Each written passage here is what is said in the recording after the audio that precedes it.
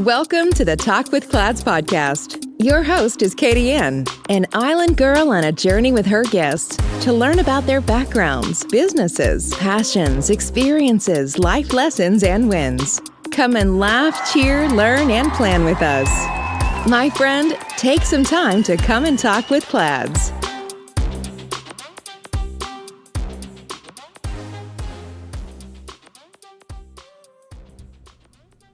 Hello world, welcome to Talk with Clads. My name is Katie Yan and I will be your host for today.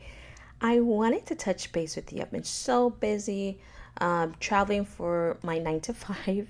Still have a 9 to 5. But I still wanted to touch base with everyone to see how they were doing and kind of see how you were doing with your planner. It is the month of October. It's actually the 15th of October? Wow. The year is almost done because October is like the 10th month. We got 2 months left. But you know what? It's never too late to still get whatever plans you have going and just pivot when you need to and keep going from there. And the good thing about the footsteps to the footstep to my vision is that it is undated and you can use it for whenever what you feel is like your right time for you. So with traveling and even as an entrepreneur, I wanted to talk about what are difficult conversations. And you would be like, oh, well, what's a difficult conversation? Well, a difficult conversation, very likely everyone in their life has had a difficult conversation. And it's how you handle those conversations strategically and tactfully. Some may say a difficult conversation is typically if it includes race, age, sex, but not always. A difficult conversation could be really you speaking to if you're a manager or a director or a VP, or if you supervise anyone, it could be having a conversation with a subordinate about their performance. That would also be considered a difficult conversation. It's typically about like self-esteem and self-image and well-being and how you answer those types of questions. No matter how skilled you are at handling certain types of, some would say, confrontation, there are certain challenges to these types of conversations that we're having, right? And we're trying to untangle what happened, and sometimes it's a little bit more complicated than we really thought it was before, or we have like a truth assumption of what we think the truth is, and it really isn't. And in terms of what we assume, our assumptions may be totally incorrect. So to be able to navigate like business successfully, we have to learn techniques on how to handle difficult conversations. Instead of having a conversation where you're just assuming things, it's better to have a learning conversation. So like in the what happened conversation, where you already assume that you're right and you're trying to persuade the other party of what's right. In a learning type conversation, you're exploring what that other person may say and how to understand the situation and why we are where we are at right now, and having these types of conversation. In the feelings conversation, man, that one can be a little bit intense because it's so emotionally charged, right? You may feel very strong about a project, but in life, you always have to understand that there's so many different personality types and things that you may take seriously, someone else may not take seriously, things that someone else may take seriously. You may not think that it's as serious. And so, because a lot of times in a feeling conversation, because it's so emotionally charged, try avoid talking about feelings. Yes, I know, right? A feelings conversation. Oh my God, how am I going to avoid talking about feelings? So what you want to do is address whomever you're speaking to, address their feelings. You may address your feelings, but then you try to address it without any types of judgment or any types of attributions, and then acknowledge their feelings before you go into problem solving what the problem is. Because if it's all about, well, I feel this, well, I feel that, then how are you going to get to a solution? And that may delay or hinder the success of the conversation. Another thing is with the identity conversation, where a big challenge about the identity conversation is that you're trying to challenge how someone identifies. And I'm not addressing sexuality or anything like that, but I'm just saying for difficult conversations, if it's about self-esteem, well-being, and you're trying to have that difficult conversation with someone, then the challenge that lies in those types of conversation is that you may threaten how that person may identify within that conversation. And you may go, oh my God, I'm going to protect my all or nothing, my self-image. You did wrong in this project, and this is how you made me look bad. And I stand for this and I stand for that. Now, I always say integrity is everything. But that's my thing. Everyone's a little bit different when they do business. So one of the things that you want to do is, while there's a lot of psychologically things that may be at stake with those types of conversation, it's a little bit complex. You have to realize that no one is perfect. Ding, ding, ding, ding, ding. We're not God. All right. No one is perfect. So you have to understand and identify the issues that lies for both party, and then try to build a more conflict self-image to maintain your balance to be better. So no blaming. You're not right. The person is wrong. You're trying to create a balance, understanding what the issues are, building a more complex self-image, and try to maintain that balance. Clad's Resources and Consulting values its customers. Our planner Footsteps to My Vision is a 13-month planner that can be used for 5 years. It walks you through SMART goals, SWOT analysis, action planning, and holds you accountable through 3 monthly check-ins. We work only with top quality materials, innovative designs, and verified suppliers, which are guaranteed to deliver to our high expectations, because when it comes to our customer satisfaction, there's no room for compromise. Made with high-quality PU leather and paper planner helps you focus on achieving your goals by giving you a sense of personal and professional satisfaction. Some of the amazing features of this product: Vision Board Planner, luxury pen, 8GB USB flash drive, wireless mouse, ultra-elegant packaging box, available in 5 stunning colors: black, red, gold, pink, navy blue. Material: PU leather. 13-month planner. Elastic band for easy handling. Our Footsteps to My Vision is available at Amazon, Facebook, Instagram, our website, and at Walmart. You may also follow us at www.cladsresources.com, Instagram, Clads Resources, Facebook, www.facebook.com/cladsresources/. You're listening to Talk with Clads. Find more resources online at cladsresources.com. Now back to the show with your host, Katie Ann. One of the 3 things that typically come up in difficult identity conversations is, am I confident? Am I a good person? Am I worthy of love? And those are things you really can't challenge, right? There's no quick fix to someone's sense of identity.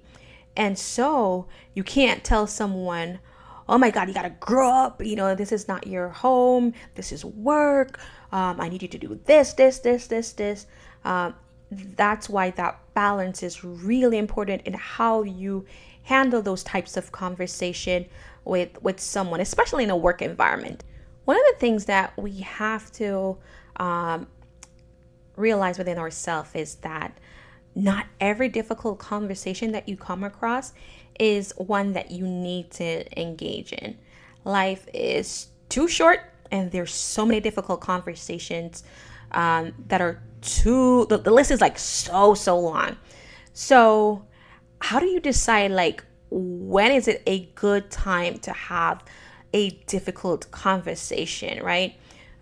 Because at the end of the day, there are certain conversations that need to be had. You can't just sweep everything under the rug.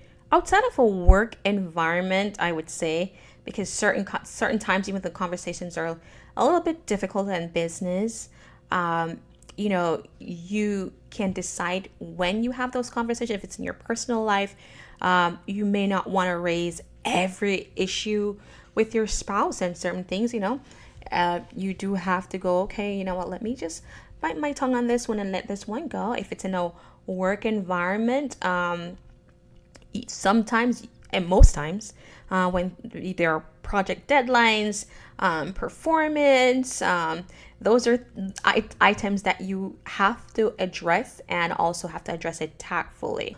When you have these types of conversation, your purpose have to make sense, right? And you have to realize that the conflict is not who you are. Whether this is in business or your personal life, conflict is healthy. I'm not saying that you're always supposed to have conflict, but it is healthy. But you also have to realize that the conflict is not who you are. So when you're having difficult conversation, one, you have to learn whoever you're speaking to. I'll refer to that person as the other person. You have to learn their story, right? And when I say story, not if it's in a work environment, you don't have to learn about a mother, father, sister, brother, everybody. That's not really a necessity, but you have to look into or try to explore what the other person's perspective is. You have to take that into account, right? And then you have to express what your views are on the subject matter that you're discussing, and then try to problem solve together. Let's say if it's a performance review that you're having with an employee, and you have certain metrics that the employee needed to meet and they're not meeting it, then you would probably want to have, because what I find one thing that is very helpful is to have someone do a self-assessment of themselves. Because what you realize is that sometimes, or most times, employees are a little bit harder on themselves than their managers are. So the issues that they, in their evaluation, they may be things that you won't have an issue with, they'll probably bring it up. And then I would put that with my evaluation together, and then we can have a conversation to see where the difference lies. Now, if that person was supposed to meet a certain metric, and if they are not at it, then we would identify that as an area of development, and then develop steps together on how to get there. Because sometimes there are things that you may not be aware of, or that you're a little bit blindsided and you don't see that side. You have a little vision on, your blinders on, like those horses in races, and you can't see, and you may not see that there's an issue that you may be a part of. So, that's why it's okay and more strategic to problem solve together, go in a different direction. Those types of conversations are never easy. However, I also find it's more dignified if you are honest and tactful in your delivery. On the other side of that type of conversation, it may be where someone is asking they're making a request. Now, let's say I'm going to ask my boss for a raise. That is a difficult conversation in itself, right? But one of the things that you have to do is you have to wonder when you're having those types of conversation is that if it makes sense. I wonder if my request makes sense. Don't make a demand. That never goes well. They'll probably give you the raise and then backfill the position and let you go if you make a demand. I'm just saying, companies don't like to be felt like they're being stronghold for more money. So that in itself is a difficult conversation. So if you're thinking of approaching someone about your manager or boss for a raise, you have to make sure it makes sense. And when I say that it makes sense, one, as I said, don't make a demand. Then you need to explore why, for you as an employee, that raise is fair. How is your performance? How have you added value to the employer? How did you affect the bottom line, right? Because if you're late every day, you barely do no work, and your performance is pretty crappy, very likely you will not get a raise. Or sometimes some companies just automatically give you like a 2 to 3% increase. But if you're saying, okay, I think I deserve a raise based on my performance, I've added value to the company, I would say sit down, write how you added value to the organization. And that could be the easiest way in numbers. If you were able to, if you brought in a new contract, if you're a salesperson, you brought in this many sales. Those are things that you can write down, have your thoughts written down, so that when you have the conversation, you are not speaking out of emotion, but you're speaking out of mere facts. And then you have the numbers to back. So instead of going to your boss or supervisor and saying, oh, I think I deserve a raise, and that person may be like, oh, what the heck? Like, why do you deserve a raise? You can say, hey, do you have a moment? I'd like to schedule a meeting with you. You go organized, have your thoughts. I'm not saying you're supposed to read off the paper. It should flow naturally. But if you get nervous, you can read off the paper. And you said, I'd like to explore whether a raise for me might make sense. And from the information I have, I think I deserve one. And then you dive into the information that you have on why you would deserve an increase in your. Now, not every difficult conversation will go well. I am a key example of difficult conversations going wrong 2.0. Because one, I can be very confrontational, and two, I'm very direct.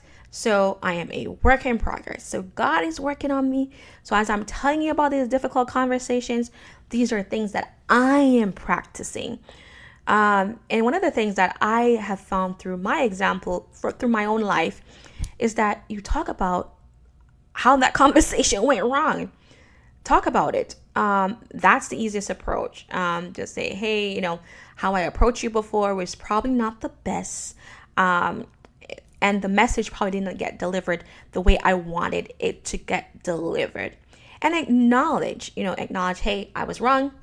And I do really want to revisit this conversation, because I do think that it is a conversation that we need to have. Now, it may not be received well, but you're still addressing that you did not approach the initial conversation well. But the issue didn't disappear, and you guys need to revisit the conversation.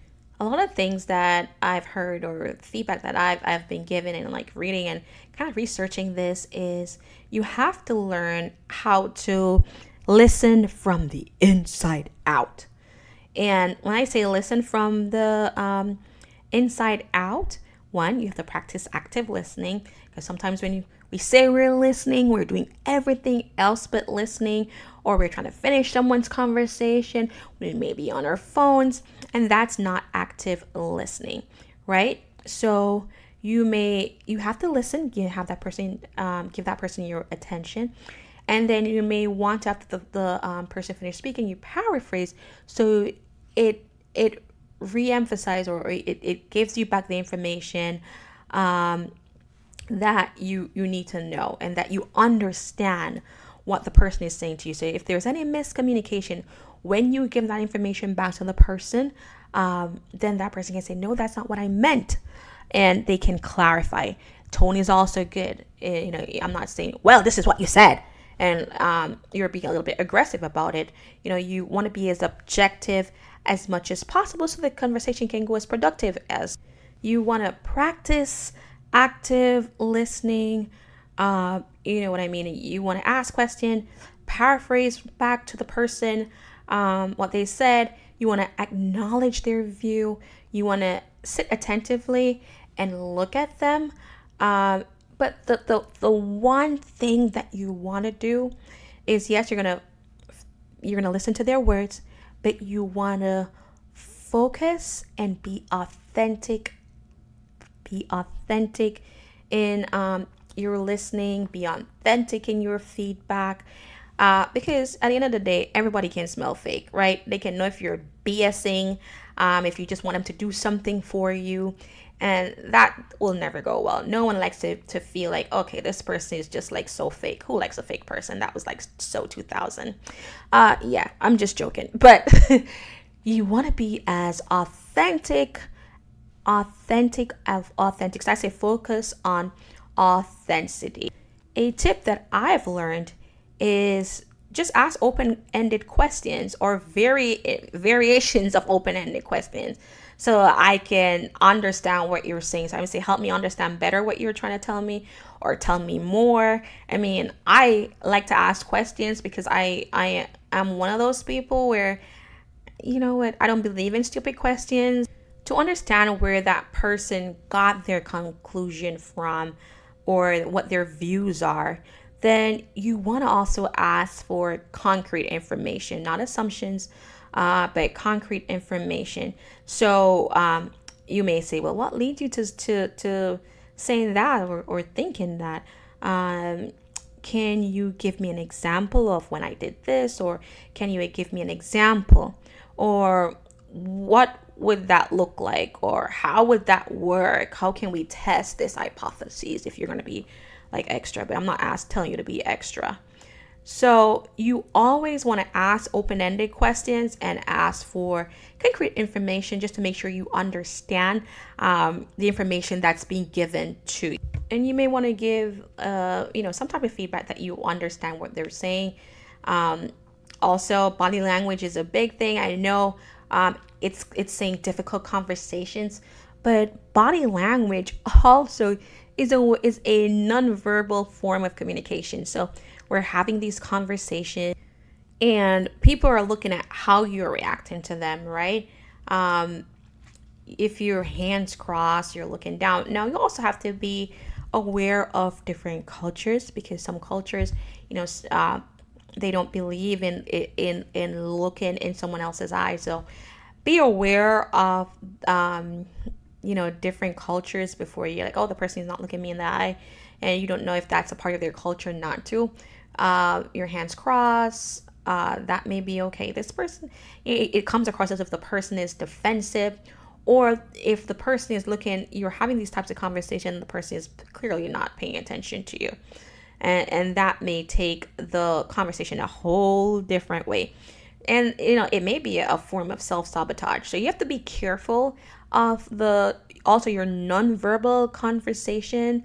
When you're having difficult conversation, or nonverbal communication, I should say, so that it doesn't give off the wrong type of energy that was not your initial intent. Also, when you're having conversations, you have to also be empathetic. Alert, alert, alert. When I say you have to be empathetic. Empathy is a journey. It is not a final destination. Let me repeat that.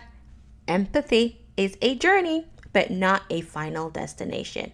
So yes, try to put yourself in someone else's shoe, then that's not your final destination. All right. Always, be empathetic to someone, but at the end of the day, you also have to hold the person accountable. So someone may be going through some personal things in life, especially if it's an employee at work. And let's say it's just an example. Jane is always late for work. So you sit and you're having a conversation with Jane about why she's late for work. And you say, well, Jane, I noticed that you're always late for work. And Jane will say, well, the car broke down, hubby isn't working, I have to get the kids ready for work, grandma ain't this, grandma ain't that, I don't have the money. And so a solution that you may put in place with someone else, if they agree, is that another employee may volunteer to pick Jane up, and so that she gets a ride to work, and that's no out of pocket, or the company could give her a gas car. So let's not put that burden on the other employee unless they volunteer. But the company may give her a gas card or a bus pass, and the issues are still the same. While you are empathetic, you still need to have a conversation with Jane, and you may have to come up with an action plan for Jane to fix the tardiness. And that's coming from someone who can be tardy at times, but I'm also results driven. So my work is not based on my tardiness. Thank you. Not trying to contradict myself, but what I'm saying is, you have to be empathetic. But it's not your final destination that because you're so empathetic, you can't have a conversation with Jane about her issues. And if you've tried to help Jane and Jane can't get to where she needs to be, at some point you may have to do an exit strategy for Jane that works for the both of you. And that's a part of having a difficult conversation. So that's why I say empathy is a journey, but it's not if your conversations are going to go anywhere, you're going to have to take the lead when you're having a difficult conversation. I mean, that's just a fact. I have been reading a great book and great tips, So as I said, I am learning with you. And one of the things that it emphasizes is that with having a difficult conversation, you have to just, quite frankly, take the lead. Now, there's some things that you're going to do when you're having those difficult conversations. You're going to reframe, listen, and name the dynamic of the type of conversation that you're having. And that will kind of help to keep the conversation on track, whether the person is being cooperative or not. Because if you understand the type of conversation that you're having, then you'll know how to redirect it, right? When the other person or the other party that you're having that conversation with, if they go in a destructive path, then you reframe, right? And then that puts that conversation back on course. It'll help you to kind of translate unhelpful statements into helpful ones. The listening helps you to listen to what the other person's perspective is. And if you are able to name, and that's the most important one, if it's an emotional conversation, an identity conversation, if you're able to name that dynamic of the conversation, your approach, and you're able to tailor your approach to the type of conversation that you're having with that. Having a difficult conversation strategically is a skill and a tact that comes with time. So it's not going to happen overnight. And as I said, I am the person that probably can violate those terms often, just because, as I said, I'm very direct when I'm speaking to someone at times. It's a skill that I am working on and trying to hone, adapt to this personality. This person may feel a certain type of way, be empathetic to what they're going through. So I am learning on identifying those types of conversation. Is this a what happened conversation? Is this a feelings conversation? is this identity issue conversation? Sometimes, I don't know if you are familiar as a listener with what's called a DISC assessment.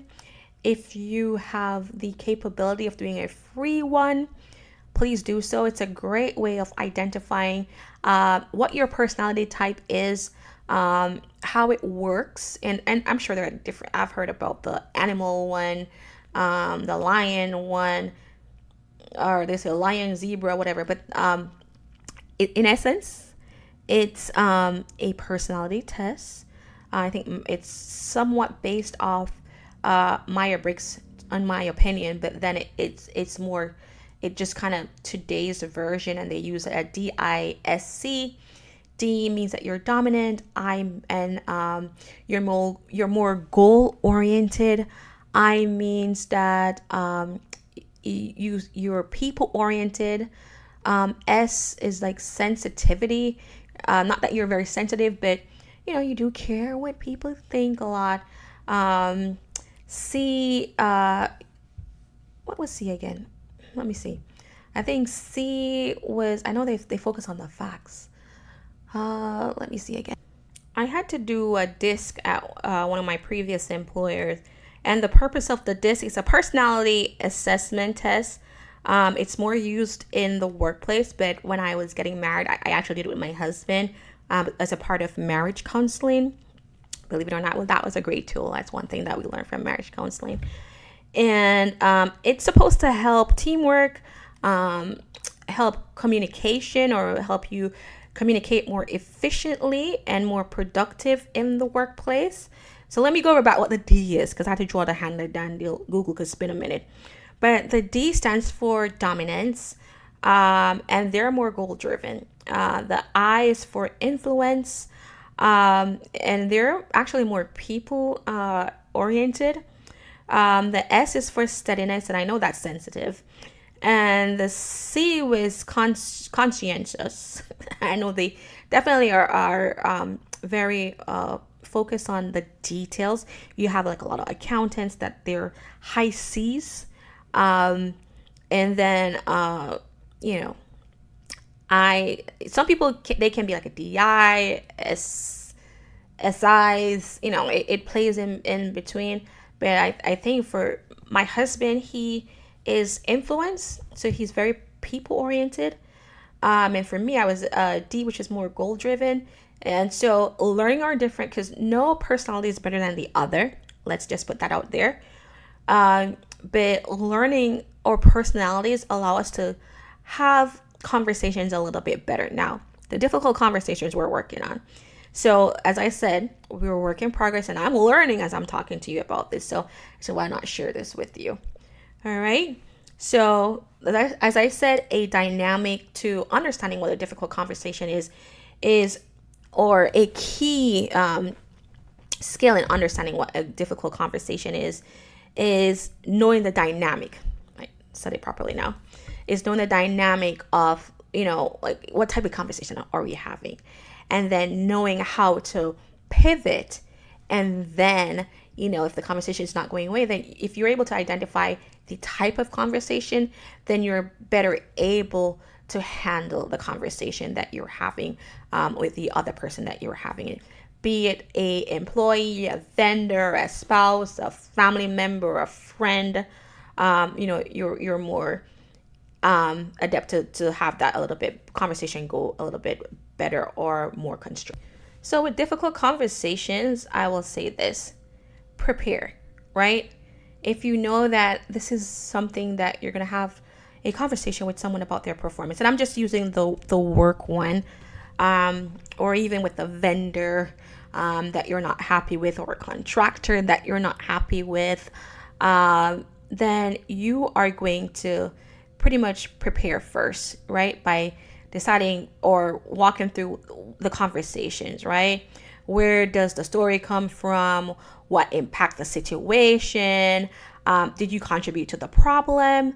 Understanding any emotions if they get brought up.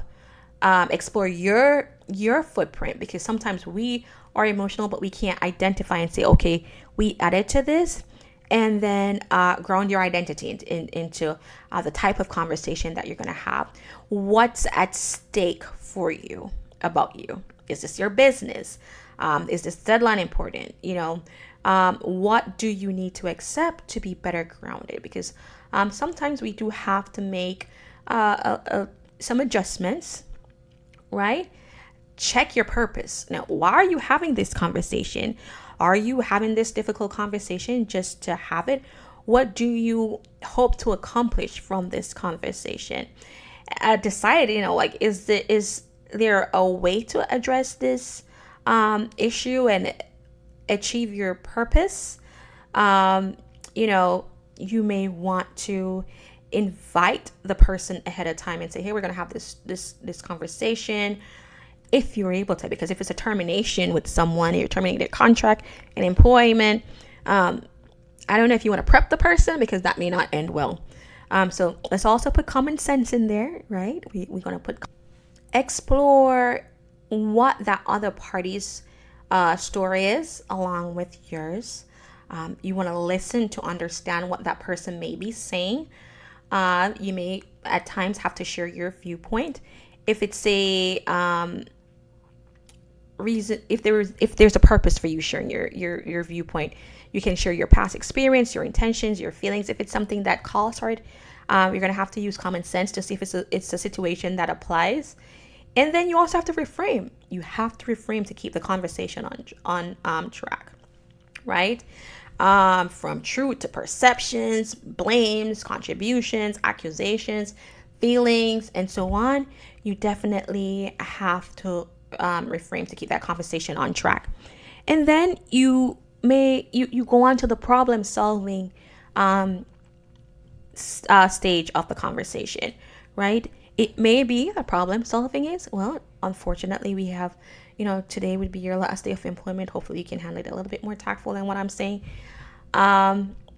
Or if it's a performance issue, you come up with action steps to get that person back, be it training that person may need, or shadowing someone else.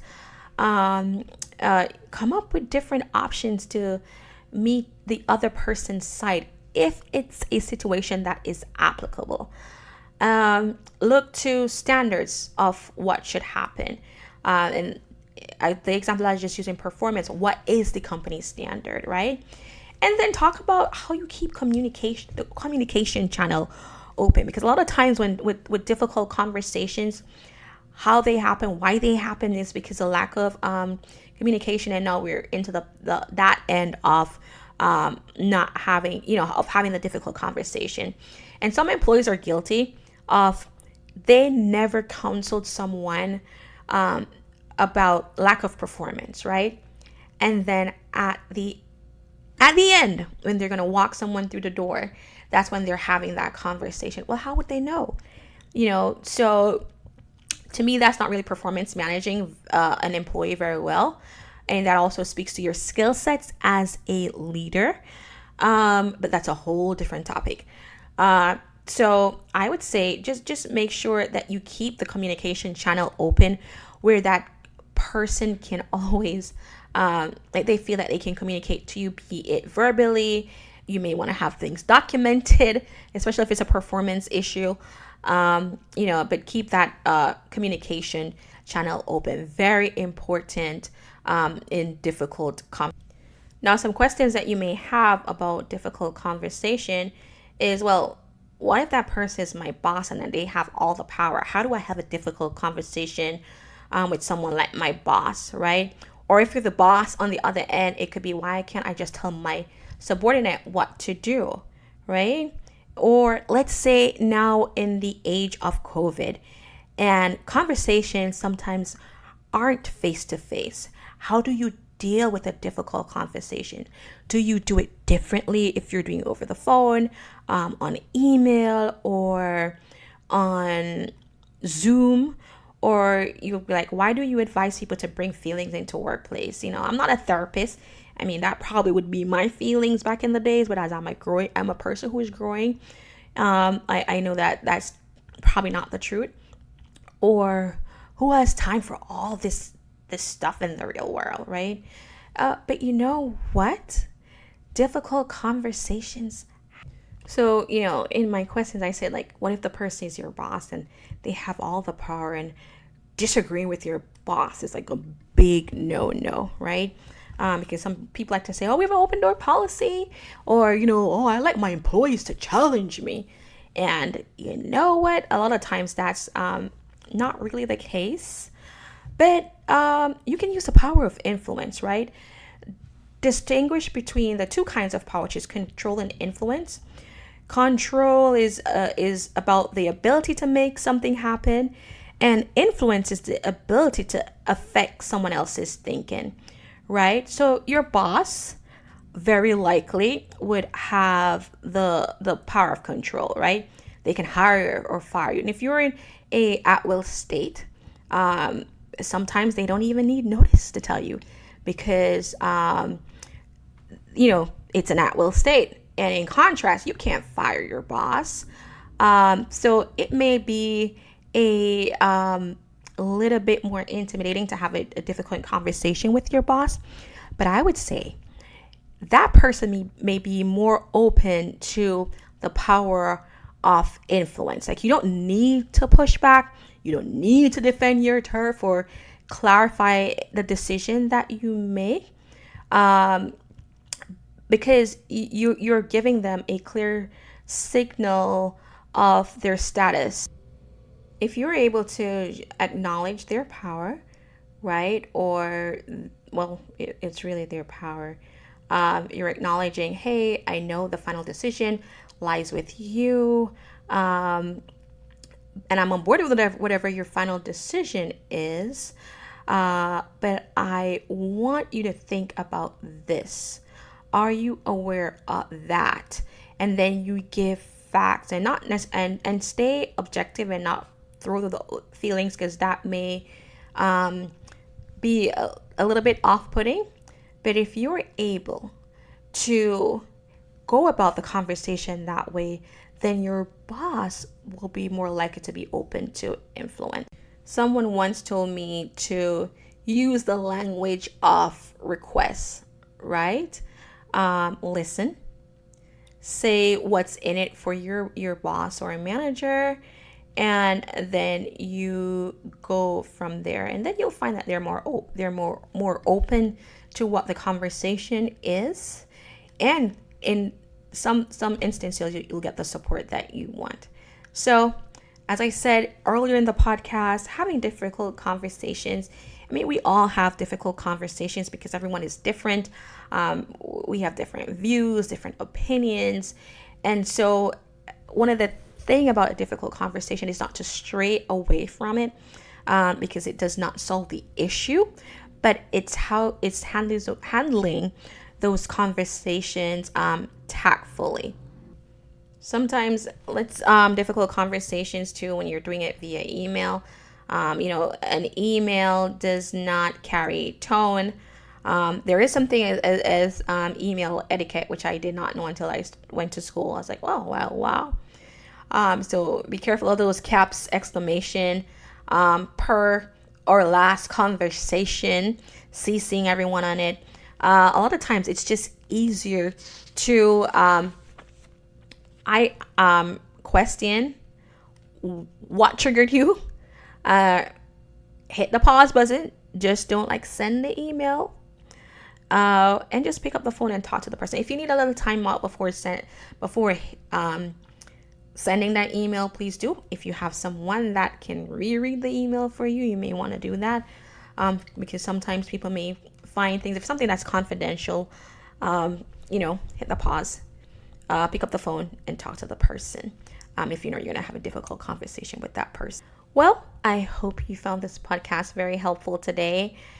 And I wanted to do a quick check-in with you guys. Hopefully, as I said at the beginning of the podcast, it is October. It's October the 15th. So to me, once it hits the 15th, October is done. Next thing is going to be followed by the holidays. And then the year is done. And then we're like, well, I didn't get to do my plan. If you've done your check-in with your planner, and you see that you're not where you need to be, as I like to stress, celebrate the small win. A win is a win, regardless of where you are or what the win is, and then continue on your journey. I'd love to hear feedback, share your reviews on Amazon, on our Facebook page, and any other social media platforms that you are on. Tag us, please. Take your pictures, tag us if you have our books. I am, as I said, in Literacy Week. The theme is media and information literacy for the public good. So I am super excited for the next few podcasts, because great topics that are going to come up, and great guests and experiences. So stay tuned. And I'm sure you'll learn the same way I'm learning from our guests.